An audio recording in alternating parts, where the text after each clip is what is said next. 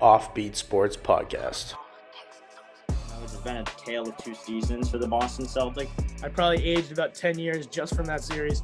I'd probably compare myself to just a younger, smarter, more handsome, stronger Michael Jordan. Let's go Celtics. Go Patriots. These are guys who, when you give them a bowl of Cheerios in the morning, they finish every last drop of milk. Absolute clown over here. I'm ready when you are, baby. All right, everybody. Welcome back to the Offbeat Sports Podcast. Today we are joined by Greg DeCenzo, bench coach for the Cleveland Guardians AAA affiliate, the Columbus Clippers. Thanks for joining us today. We appreciate it. Thanks for having me, boys. Yeah, so prior to your coaching days, you played at Duxbury High School, so a Massachusetts guy, and then at St. Lawrence University. So how do you feel your time as a player helped prepare you for your coaching career? I mean, I think it helped because I was mediocre at best as a baseball player.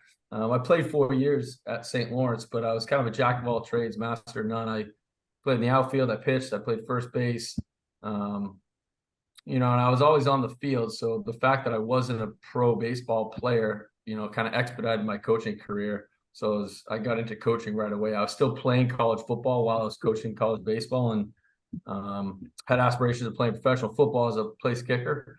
And I was able to, again, start my coaching career while I was still playing football. And that was kind of, before I knew it, I looked back and I've been doing it this is my 25th year coaching now. So I guess I'm a coach officially. Very cool. So you spent a few years as coach of the Falmouth Commodores of the Cape Cod Baseball League, and in that league, you had the opportunity to coach a handful of great players, such as Jacoby Ellsbury and David Aardsma, just to name a couple. So what was it like coaching players of this caliber, and what kind of separated them from other players that you've coached that you think allowed them to be so great when they reached the majors? Yeah, those two guys specifically had tremendous talent. Ards was one of the most dominant pitchers in the Cape League in that particular year. And again, we're probably going back, it's probably 2002 was my first year in the Cape. I was there for, I think, 4 summers. I think that's what you said. I was pitching coach there for 4 summers. So, working with the pitchers every day, and really in the Cape, it's about working on things that they've identified that they want to work on. It's more of a showcase league than a league to really get better. You're not going to the Cape to work on a third pitch or to work on stuff. You're going there to showcase your skill set and your ability level. And obviously those two guys in particular, 2 first-round picks that you named, were 2 of the best. And Kobe with his elite speed and, ability to, bat the ball, the skill set and ability in the box was second to none in the league that year. So we were littered with some really good players back then. Cliff Pennington. I mean, those are 2 guys, Kobe and Ards are 2 guys that obviously made their way through the Red Sox system, so people in that area know who they are. But from Cliff Pennington to Brian Bocock, we had a bundle of elite players. Matty Antonelli, Massachusetts guy, was on our team, first-round pick with San Diego. It's just the work ethic. Those guys knew who they were. They didn't try to be somebody that they weren't, and really focused on the smaller parts of the game that maybe would put them over the top. But really unique opportunity for me as a St. Lawrence University graduate, going down there, being the pitching coach just 2 or 3 years out of college, and being able to be around those guys, kind of see firsthand what it looks like. And obviously I went from there to Northeastern University for 5 years, and then, was pitching coach there, and over to Holy Cross. So I think all those experiences over those 21 years in coaching, kind of helped guide me to where I am now with Cleveland and in our organization. And again, just being able to see it firsthand 25 years ago, and then being able to see it on a daily basis here has been a lot of fun. Yeah, my buddy just played in the Cape League he played for Wareham for a few games. He just transferred. He went from Fordham to Xavier, so he's gonna be pitching for Xavier. Oh, nice. Yeah, so yeah, he's a lefty. He throws like 95 to 97. He's tough, but We'll see him in Columbus in a couple of years. Definitely. Yeah. So you mentioned that you coached at Holy Cross for a little while, and you had a very successful tenure there. You ranked 3rd all time in wins, and you were a 3-time coach of the year in the Patriot League and in all of New England. So why do you think you were able to achieve so much success at Holy Cross? Was there something about the team or your coaching staff that allowed you to succeed?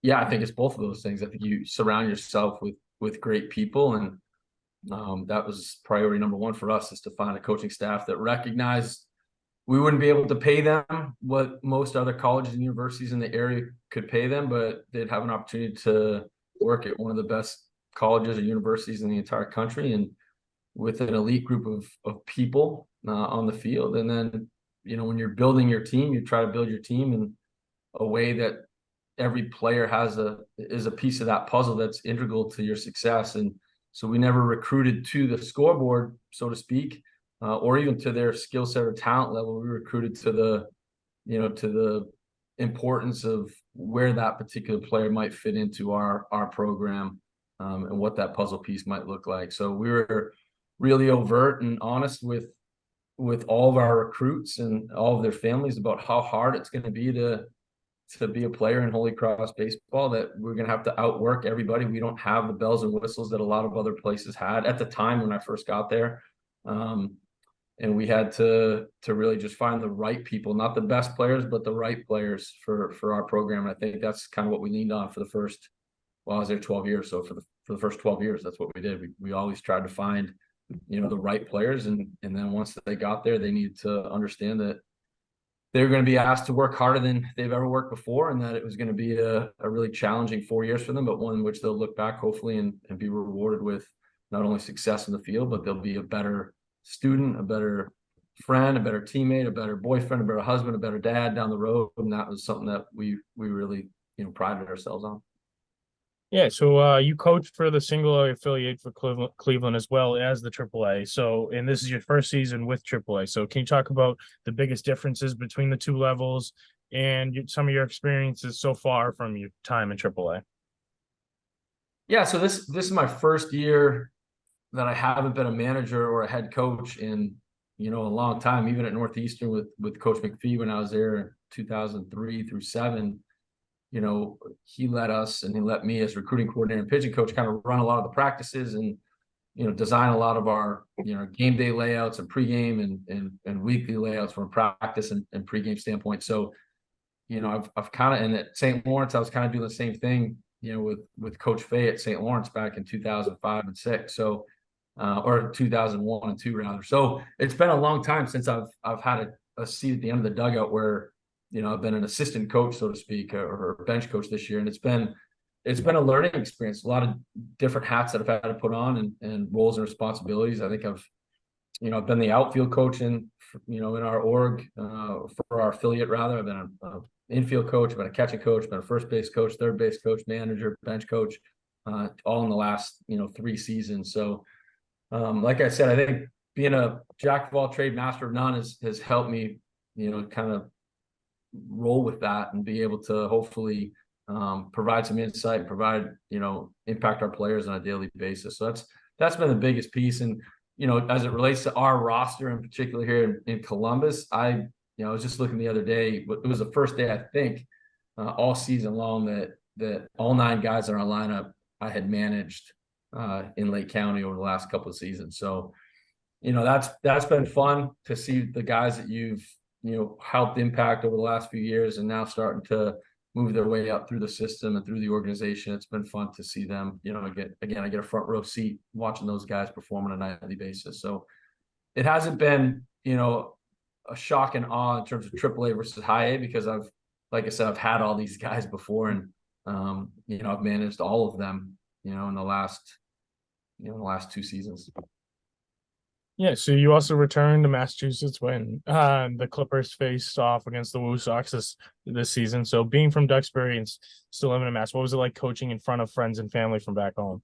Yeah, that was awesome. Everyone on the team was joking around. It was Greg DeCenzo week at Polo Park because we had so many guys in that dugout with the Red Sox that I knew from coaches to athletic trainers to front office guys that were coming out. Brian Abraham, Holy Cross guys. Farm director for the Red Sox, he was out there, and then obviously all the Worcester folks from Holy Cross, and then all my buddies from home and family. Probably had 30 or 40 people each night out in Worcester, and that was a really cool experience. And unfortunately, our manager had to leave that week for family reasons, so I was managing that week, which was great. In the third base box again, and being able to manage our team for the week out there, and and we kind of had a redo of that this past weekend in Syracuse, not too far from home. So that was kind of the closest affiliate that we would play, to Boston again. So last week we were in Syracuse for the week against the Mets, and had a good contingency of St. Lawrence guys and Boston guys and family out there in Syracuse for the week. So that was pretty cool as well. So seeing as you found success wherever you've gone thus far in your coaching career, in college, in the minors, both AAA and single A, you must have caught the eye of some big league clubs. So would you be interested in managing an MLB team someday, or do you feel right at home with college and minor league baseball? No, I think everyone has aspirations of continuing to progress in their career, whatever that looks like. For me, in our organization, I'm super lucky to be in Cleveland. I mean, I would never have left Holy Cross unless it was the perfect situation and the perfect organization and the perfect team. And at the time, the Cleveland Indians, were that team. Super progressive, really familial atmosphere. Care more about the players on the front of the baseball card than the numbers on the back, and that was something that really resonated with me. So, yeah, I mean, obviously, I love being here in Cleveland. I would love to be, in between the lines at some point, or in the dugout rather, not in between the lines. Those days are long gone, but in the dugout, at some point, in the big leagues, that'd be great. I think now that you're in professional baseball, you always want to aspire to, to continue to progress, like I said. But if it wasn't in Cleveland, it would have to be the perfect spot, because I love this logo, and I love the guys that are in our organization. So, college, maybe at some point down the road, I'd go back to, college again. But again, you always tell your players to be where your feet are. And my feet are right here in Columbus right now. And my job today is to get our players a little bit better than they were yesterday. Yeah. So, I got one last question. There was a big headline with the professional Cleveland team, the major league team, with Jose Ramirez with punching out Tim Anderson. Any thoughts on that? You get a little chuckle like Terry Francona? Yeah, I mean, what did Tito say? Tito said, "Boys will be boys." I guess. Yeah. Again, at the end of the day, you have to respect the game first, and then your opponents and your teammates and the people that pay money to come in the stands and watch you play. And, I think, it's all encompassing to me. Like the way you hustle out a ground ball, the way that you take the field every day, the way you come on and off the field. To me, it's about respecting the logo on the front of your jersey. And at the end of the day, the name in the back, you're respecting everybody that helped get you there too, from family to friends to coaches along the way. And, if you lose sight of respecting the game and respecting your opponents and your teammates, then, things like that might happen. And leave it to Hosey to, he was the judge and the jury that day, and he came down hard on him. So we got a few fun questions to wrap it up for you. So, number one, who is the toughest player you think you've had to scheme against in your coaching career? Toughest player. I mean, I would just say this season, Elly De La Cruz has been a really good. I'm not a pitching guy anymore, so I'm, the outfield coach. So I'm working on positioning and base running, things of that nature. But I would just say, for my seat in the dugout, watching guys play and watching the jumps that some of them have made.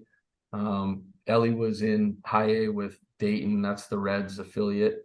So I had a chance to manage against him the last couple seasons, and he's made a huge jump in terms of like his swing decisions, and his ability to impact the baseball has always been there. But now his swing decisions have increased, which obviously allows him to impact the ball with more frequency when he lets loose. And you're seeing that at the big league level with him. He's been fun to watch.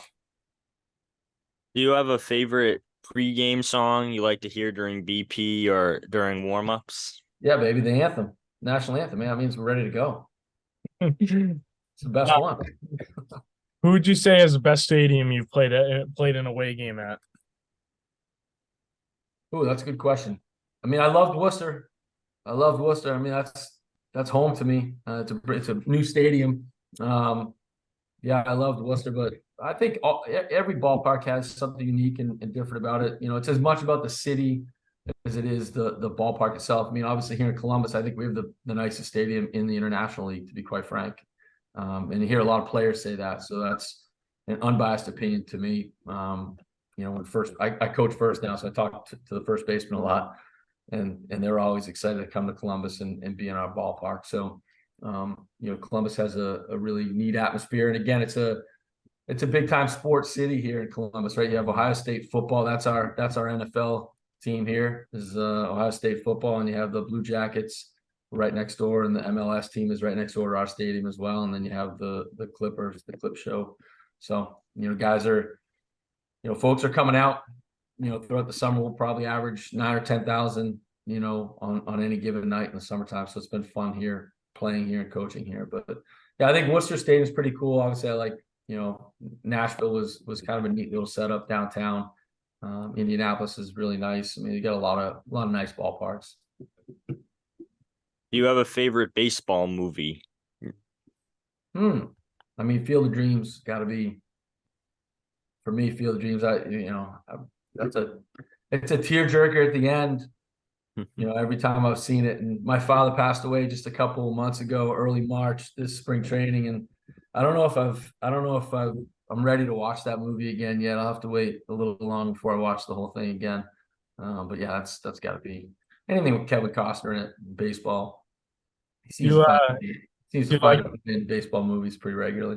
Do you like how the MLB started playing games with the Field of Dreams field? Do you like that little addition? Oh yeah, out in Iowa. Yeah. That's pretty cool. Had a chance to see that last year. We were playing Cedar Rapids last year and took a drive over to you know, to the field, and was able to see the house and the field. And then the big league field is set up just beyond left field of the kind of the cornstalk field that they have from the movie. But yeah, pretty cool. Yeah, so that's all we got. Major Baseball starting to get it right. You know, I think Oh, they're yeah. starting to figure it out. They're starting to get the fans back. You know, from the games in Williamsport, the games in Iowa, to, you know, speeding up the clock. And you know, we're doing a lot of things to make sure that, you know, we don't lose the important demographic of fans that we need in the seats, and they're excited to come and watch us play every day. They definitely got me back on board. I mean, I was anti-baseball for a few years, and then this past year I've been watching like almost every Red Sox game. Like, so why is that? I just felt like it was taking so long. It was, I was getting bored. I was just bored. Like, I'm a basketball guy. Basketball is my number one thing. But that's constant. Like, Yep. in baseball, I was just I was just checking out every time I tried to watch it. Like, I was like a bandwagon fan. Like I was like with the like I am with the Bruins still. Like I would watch like the playoffs, like, but I couldn't watch regular season. But this year I don't know, like I've been locked in, and the Red Sox have had their ups and downs, but it's been entertaining. At least I found it to be entertaining. I like the pitch clock a lot. I think the attendance is up. I mean, not to Mhm. belabor the point, but I think the attendance is up across the board for most teams. I don't know if it is with the Red Sox, but Yeah, I believe it is. I know in Cleveland attendance is up, which is good. We're doing the right thing. So hopefully the product in the field stays elite, and you get people to come out and watch. Yeah, I know the Red Sox struggled with numbers last year, but everything I'm seeing this year, they've gotten pretty full stadiums. So, yeah. But that's all we got for you. Thank you for taking the time to do this interview with us. We appreciate it. Thanks, fellas. Appreciate it. Yeah, and best of luck on the rest of your season. Thanks everyone for watching and listening. Be sure to check us out on Instagram at offbeat_sports and on TikTok at offbeatsports, and make sure you subscribe to our channel. Thanks for tuning in. Call them all Texas songs.